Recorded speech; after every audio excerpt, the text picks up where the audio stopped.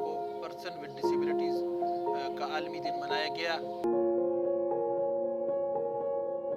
3 दिसंबर को 400 व्हीलचेयर खिदमत फाउंडेशन ने खैबर पख्तूनख्वा में तकसीम किए, लेकिन अगर पूरे साल का हम अहाता करें तो पूरे साल में ये हज़ारों की तादाद में इतने व्हीलचेयर डिस्ट्रीब्यूट की।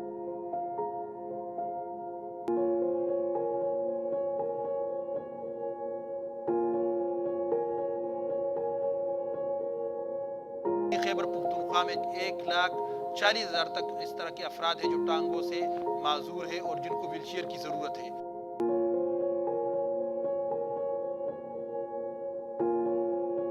आप सब लोगों से यही गुजारिश है, खिदमत फाउंडेशन के साथ इस खैर के काम में ताउन करें।